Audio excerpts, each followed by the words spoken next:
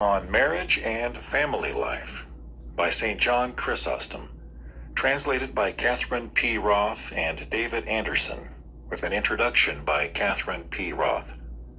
Popular Patristic Series, number 7. Series, number 7. Written by St. John Chrysostom, and read by Jonah Martin. Introduction. The 4th century of the Christian era presented great challenges and opportunities for the Christian Church. The Emperor Constantine, in first legalizing Christianity and then establishing it as the state religion, marked a new stage in the progress of the Church from a small Jewish sect to the predominant faith of the Roman Empire. The Church was forced by its confrontation with pagan society to deal with serious issues, both theological and pastoral. The encounter with Greeks trained in philosophical thought required the Church to express its teaching in philosophical terms. Theological matters dominated the agenda of the ecumenical councils and the treatises of the great fathers. For instance, those of St. Athanasius of Alexandria, St. Basil of Caesarea, St. Gregory of Nazianzus, St. Gregory of Nyssa. The practical problems arising for Christian life in a pagan society were the primary concern of St. John Chrysostom. Among the recurrent themes of his preaching were the proper use of wealth, the correct attitude to popular entertainments, and the requirements of family life. St. John was raised at Antioch by his widowed mother, Anthusa. After an education in the pagan classics, he turned to the study of the Bible, and then to monastic life. After 6 years as a monk living in the hills, he was forced by ill health to return to the city. He served as reader, deacon, and priest during 20 years at Antioch. In 398, he was taken to Constantinople and consecrated bishop. His episcopate in the imperial capital was troubled by controversies and intrigues, which led to his exile in 404 and death in 407. St. John's earliest writings emphasized the value of celibate life. He wrote to advise his friend Theodore, later Bishop of Mopsuestia, not to abandon the monastic life. Other works of St. John combat the attackers of monasticism and defend the preference for virginity. His early life as the son of a widow and as a young monk perhaps failed to give him the opportunity of fully appreciating the potential for grace in married life. Later, his experience as a pastor at Antioch and at Constantinople corrected this imbalance in his understanding, and later he became the great apologist for Christian marriage. Among his most faithful friends and helpers was the widow and deaconess Olympias, who may have taught him through her example and her conversation, which was continued in their letters, what the quality of a Christian woman could be. Among the problems for the Church in a still largely pagan society was the development of a Christian doctrine of marriage and a Christian form of wedding. The doctrine of marriage was, of course, based on the Jewish law. Christ had modified this by forbidding divorce except in the most extreme case. The Pauline epistles to the Corinthians and Ephesians became the basis for the Christian teaching on marriage and virginity. The celibate life was valued, as it had not been in mainstream Judaism, in view of the imminent approach of the last times. Even when the end of time failed to arrive, the ascetic life in the form of monasticism was recognized as a sign of God's kingdom. At the same time, marriage was accepted as good. God had created humanity as male and female, with the intent that they should join together, even before the fall, though some of the fathers have taught that sexual procreation was instituted after the fall. Christ blessed the wedding at Cana with his presence and performed a miracle that assisted the joyous celebration of the event. St. Paul instructs married people to remain married. St. Peter himself was married, and some of Paul's missionary associates seem to have been married couples, for instance Priscilla and Aquila, Andronicus and Junia, Philologus and Julia. Paul elsewhere mentions wives traveling with missionaries. Some writers, especially those in the tradition of St. Augustine of Hippo, have spread the opinion that sexual relations are evil in themselves, but tolerated within marriage for the purpose of procreation. This is not the general Orthodox view. The consensus of Orthodox teaching is that which we read in Hebrews 13:4, quote, "The marriage bed is undefiled," end quote. The First Council of Nicaea in 325, at the urging of the ascetic St. Paphnutius, upheld the ordination of married men. The Council of Gangra, circa 340, condemned those who abhor conjugal relations. As Paul F. Dokimov says, quote, "Under the grace of the sacrament, the sexual life is lived without causing the slightest decline of the inner life," end quote.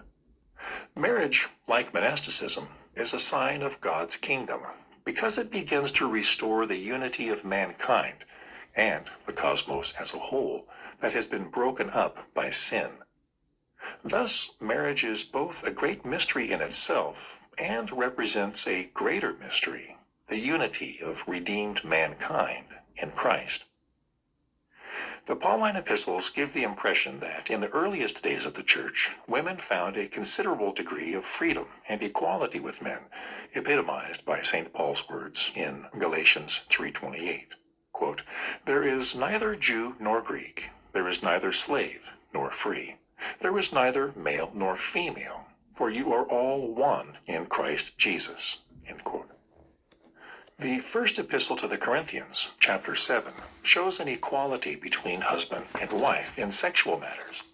Several women were missionaries or patrons of churches. For example, Priscilla, Phoebe, and others mentioned in the conclusion of the epistle to the Romans.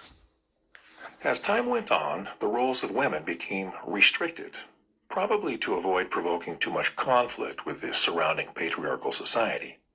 If women in a household, such as wives, daughters, or slaves, became Christians, their husbands, fathers, or masters needed to be assured that the women would remain submissive in other respects.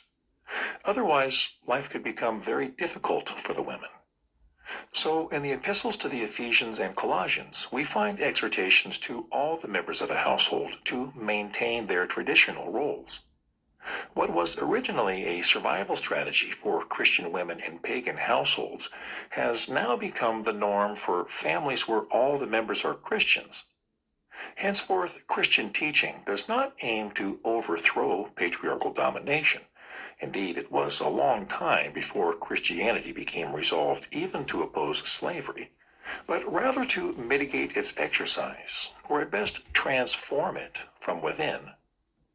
Between St. Paul and the 20th century, the best in Christian teaching on marriage is represented by St. John Chrysostom. While he does not suggest any change in the outward structures of men and women's relationships, he expects them to be transfigured by Christian love. When two become one in Christ, their love can enable them to transcend any limitations imposed by the world. Depending on their spiritual gifts, either one may teach the other, and both together may fill their common life with as much holiness as any monks. After St. John, the theology of married love was largely neglected. In the 20th century, Russian religious philosophers encountered Western secular thought. They realized that Orthodox tradition contained an undeveloped potentiality to address the spiritual meaning of human love. The fruits of their work are available in Marriage in Orthodox Perspective by Father John Meyendorff, and especially in The Sacrament of Love by Paul F. Dokimov. The former sets forth briefly the history of Christian marriage and the teachings of the Orthodox Church on the subject. The latter has many profound things to say about the differences and relationships between men and women in the light of Orthodox tradition. For a long time, there was apparently no specifically Christian wedding ceremony. If a husband and wife received baptism, their marriage was thereby incorporated into the body of Christ. If Christians wished to marry, they were expected to obtain the bishop's permission. As St. Ignatius says, quote, "It is right for men and women who marry to be united with the consent of the bishop, that marriage be according to the Lord and not according to lust," end quote. After a marriage had been contracted in accordance with the civil law, the church ratified the union as a Christian marriage by admitting the newlyweds together to the Holy Communion. It appears from Chrysostom's sermons that in his time the actual wedding took place in the home at a banquet that could be the occasion of unseemly display. He urges that the clergy be invited to the party in place of the customary pagan singers and dancers in order that the marriage begin in seriousness and holiness. Elsewhere, Chrysostom refers to wedding crowns. The rite of crowning seems to have been introduced by the 4th century as an elaboration of the blessing given to a newly married couple at the Eucharist. The crowning of marriages continued to take place at the Eucharist and to be culminated by the reception of Holy Communion, as long as the Roman state maintained a separate system for registering marriages according to the law. When the state gave the church responsibility for all marriages, whether the men and women involved were committed Christians or not, it became necessary to provide a wedding ceremony that could be separated from the Eucharist. So the rite of crowning began to be used alone. Those couples who were not able to receive the Holy Communion could instead share a common cup of wine. This is now the usual form of wedding in the Orthodox Church. In current practice, sometimes the crowning is once again made a part of the Eucharistic liturgy. In situations of persecution, the crowning may be dispensed with if the couple are less likely to attract dangerous attention by simply receiving communion. Along with the development of the wedding ceremony, there followed a development in its interpretation. In the earlier stage, the Church received a natural marriage made according to human laws and lifted it up into the kingdom of God. The existing human marriage was transfigured by the Church's blessing. Later on, a more legalistic mentality raised the question, who is the minister of the sacrament of marriage? The Western answer was that the couple themselves were the ministers of the sacrament, as they made the contract with each other. The Society of Friends have carried this view to its logical conclusion. The Eastern Church, in contrast, decided that the priest must be the minister of the sacrament, as he brought the marriage into being by giving the Church's blessing. In consequence of this difference in the understanding of marriage, the Roman Catholic and Orthodox churches have different attitudes to divorce.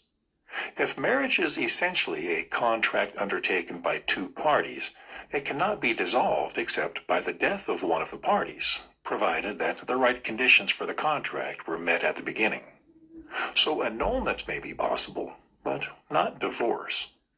If, on the other hand, the sacrament of marriage offers a gift of grace to which human beings may respond inadequately, then the possibility exists that a marriage may fail. But if the couple do respond to the gift of grace, a marriage in the risen Christ should not be dissolved by the death of the body. Hence, the Orthodox Church is hardly more willing to approve a marriage after the death of a spouse than after a divorce.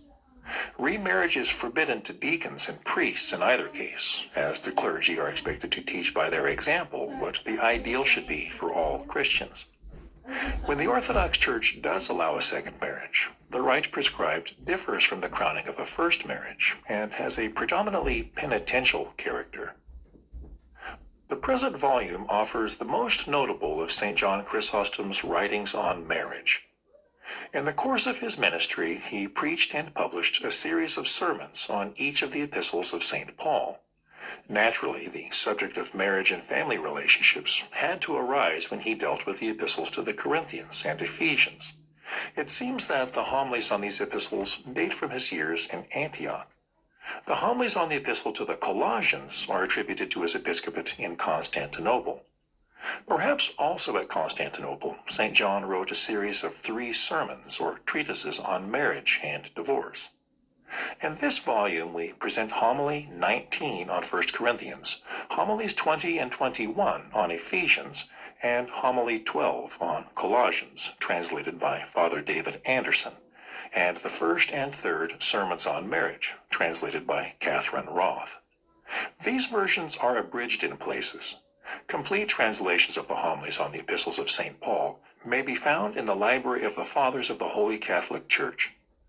The sermons on marriage have apparently not been previously published in English, though excerpts appear in Women in the Early Church by Elizabeth A. Clark.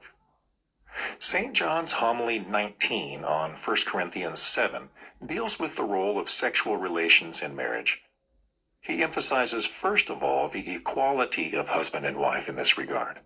Neither spouse should seek to abstain from sex without the consent of the other, and even then, only temporarily.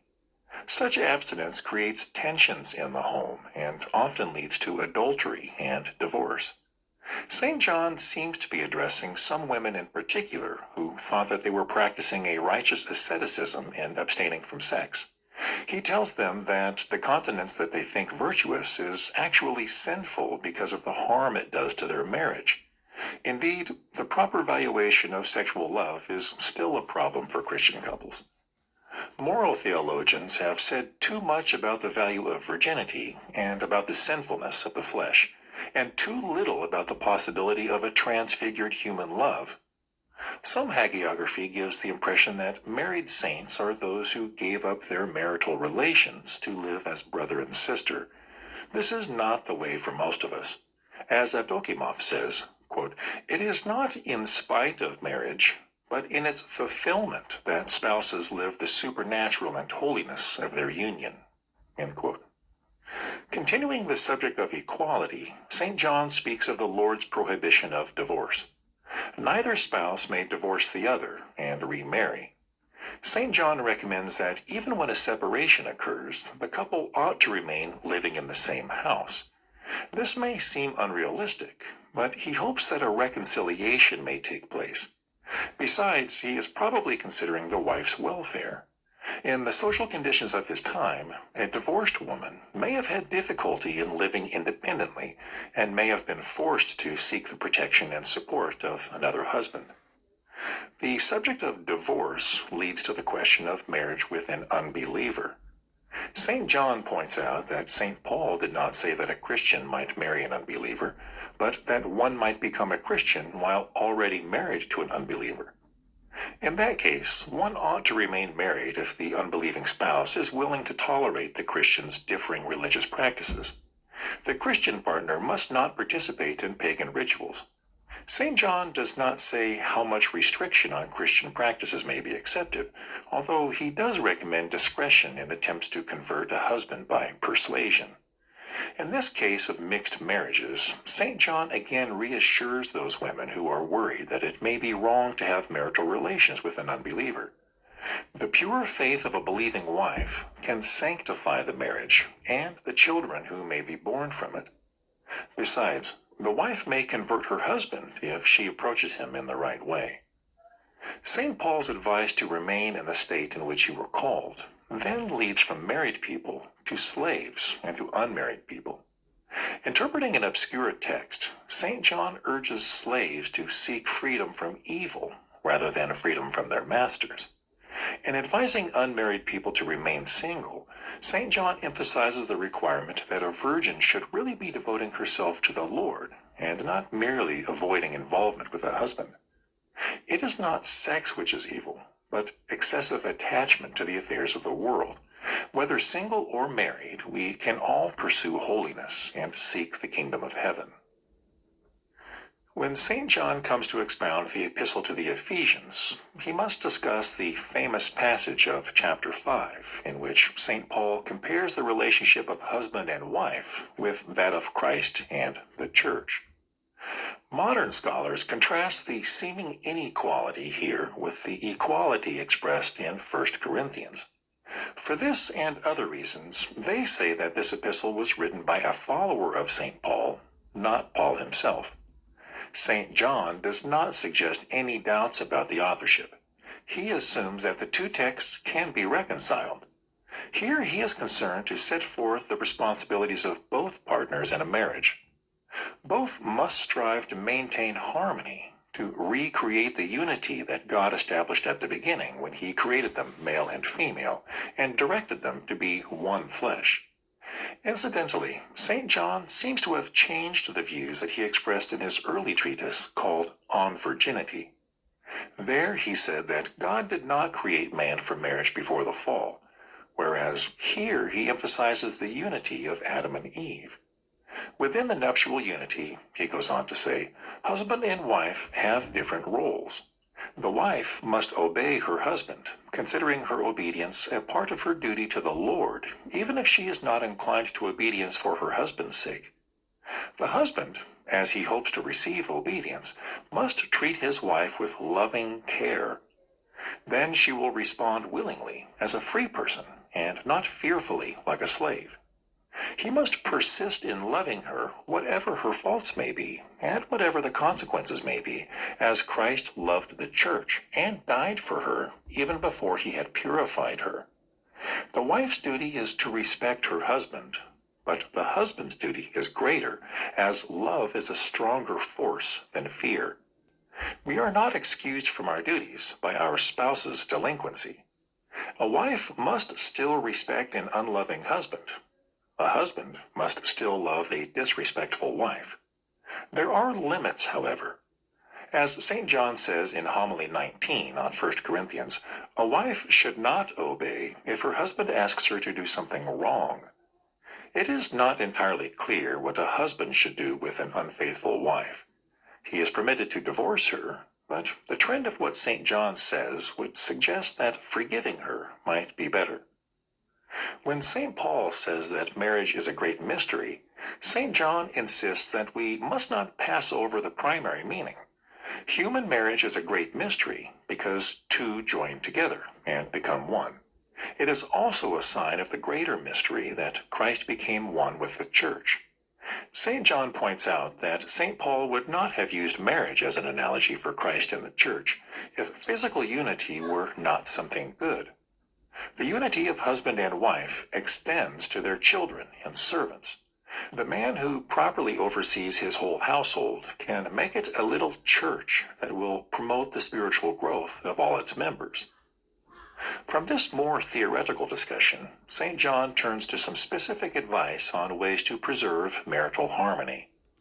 Most of this advice is as applicable now as ever. Husbands and wives should trust each other and not believe unsubstantiated accusations made by a third party. A husband should not mind if his wife demands more of his time, because this shows her love for him. A wife should not nag her husband for not making enough money, but should value his company. A husband should use gentle words and his example to teach his wife to be virtuous, not to desire high social position, expensive clothes and jewelry, or extravagant furnishings in the house. Elsewhere, St. John gives some advice that complements this, suggesting how a wife may teach her husband virtue by her example. A husband should always begin his admonitions by telling his wife how much he loves her. He should enjoy being at home with her. He should praise her in front of others, but advise her privately and patiently. They should pray together at home, attend church together, and again at home, discuss together the readings that they have heard in church. If they give dinner parties, they should invite not only their friends, but also the poor.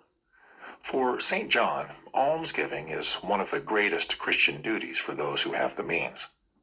A husband and wife should consider both their bodies and all their possessions common property. Neither one should speak of mine and yours. If they must endure poverty, they should accept it with courage and trust in God. Married people who live like this can become as holy as any monks. They can guide their children and their servants in such a way that the whole household may join them in acquiring holiness. The relationship of children and parents is discussed further in the following homily, which expounds the next passage of the Epistle to the Ephesians, chapter 6, 1 through 4. Children and parents each have certain duties toward the other. Children should obey their parents. Beginning with the honor that they owe to their parents, they should learn how to treat other people with the proper respect and kindness. As in the case of wives, the duty of obedience is qualified. St. Paul says, "Obey your parents in the Lord." If your parents ask you to do something wrong, St. John says, that is not in the Lord, and you should not obey. From the duties of children, he turns to discuss the duties of parents, a subject that he treats in more detail in his address on vainglory and the right way for parents to bring up their children.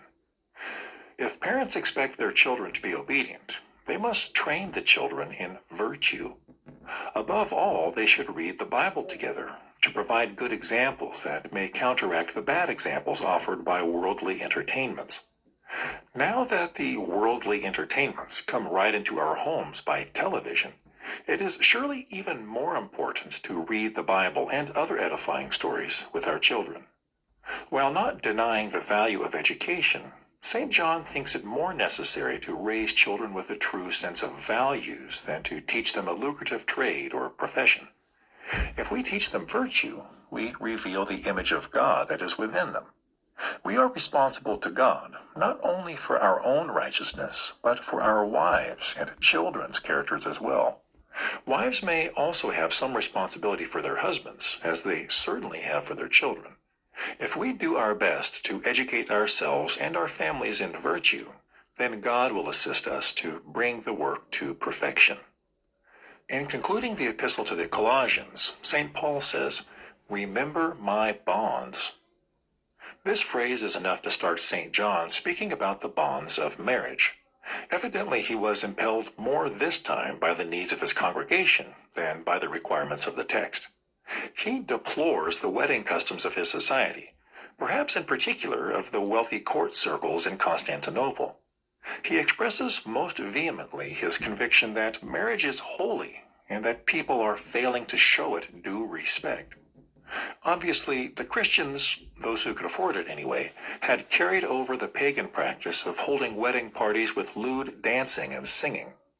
In origin, all of this would have been a fertility ritual, but it was out of place in the celebration of a Christian marriage.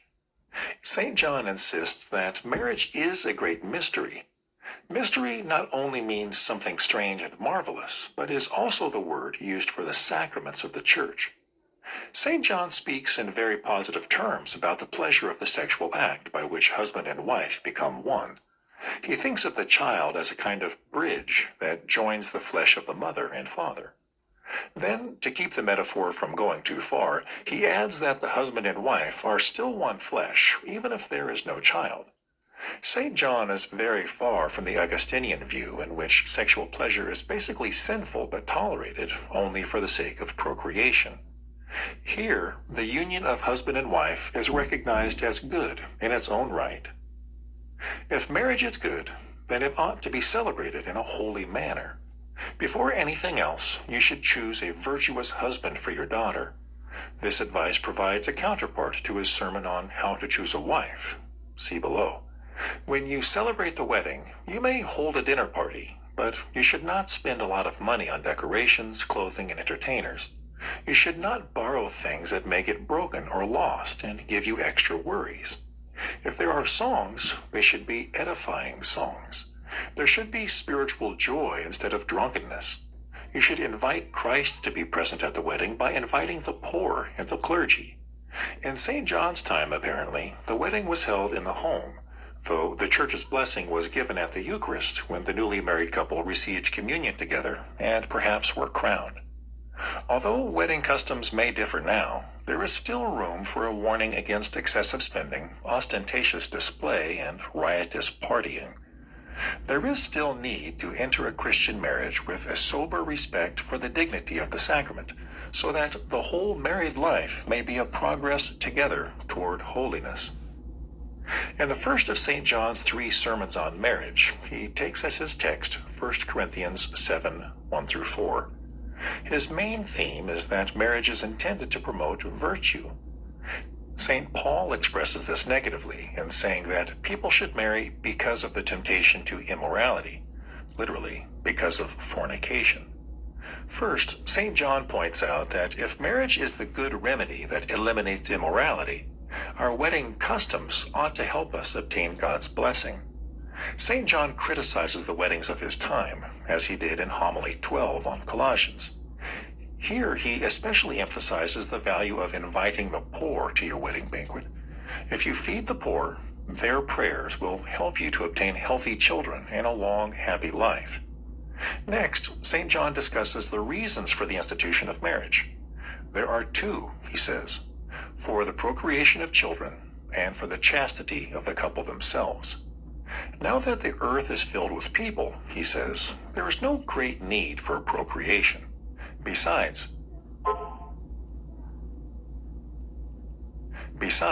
since Christ has given us the hope of resurrection, we do not need children to perpetuate us. Therefore, St. John says, the more important reason for marriage is to give us chastity. The virtue of chastity must be understood positively. It is not merely avoidance of immorality, but integrity of the person, body and soul, and direction of oneself toward holiness. This is possible as much for the two who are made one in marriage as for the celibate person. So the primary reason for marriage is the unity in love and holiness of the couple themselves, not the good of society or the reproduction of the species. Evdokimov calls this the personalistic conception of marriage. Finally, St. John speaks of the equal responsibility of husband and wife to preserve nuptial chastity. The double standard prevailing in society and Roman law is not acceptable for Christians. Husbands must be just as faithful as they expect their wives to be. In the second sermon of this series, which is not included in this volume, St. John deals with divorce and remarriage.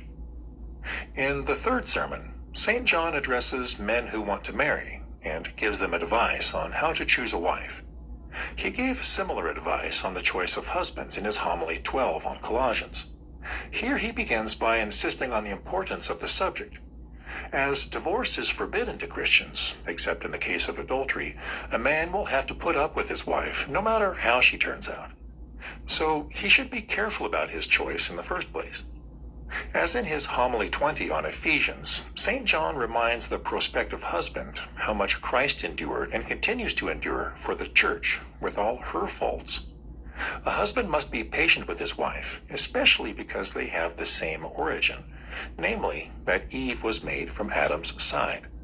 St. John again stresses the basic meaning of this as a great mystery. Marriage itself is a mystery in that the parents happily give up their children and the newlyweds leave everyone else to join with each other.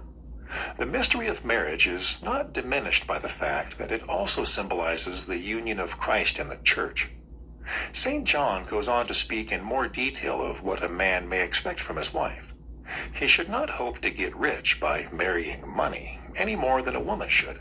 He may, however, expect his wife to manage his household, to take charge of the servants, and to organize all the domestic work. St. John does not believe that women have the ability to manage outside businesses or public affairs.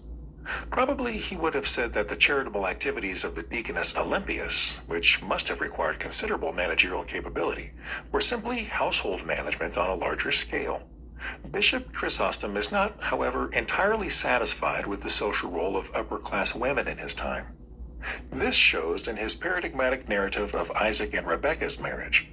Rebekah did not stay at home, enclosed in the women's quarters, letting servants do all the work for her. She went out every day to carry water and encountered strangers without harm to her virtue. She was physically fit enough to leap off a camel, yet modest enough to veil herself when Isaac came in sight. Even in Constantinople, there must have been many less affluent young women who did their own shopping and carried their own burdens, though St. John does not mention them. Perhaps under different circumstances, he would have accepted that work could be distributed in different ways between men and women. In any case, each husband and wife must find some way to make their roles complementary and to avoid rivalry. They will surely agree with St. John's goal for marriage, that it should provide a haven of comfort and happiness amid the storms of life. A marriage should begin with God's blessing, proceed in harmony and virtuous living, and finally, lead the whole family to the kingdom of heaven. Catherine P. Roth, Oakwood, Ohio, December 1985. Okay, so I'm going to stop it there. I've obviously gone way longer than normal. I just wanted to say that this book is recorded for private use, and it will be kept unlisted. It's for my own personal use and for to share with my family, who I've bought copies of the book for. So no copyright infringements there.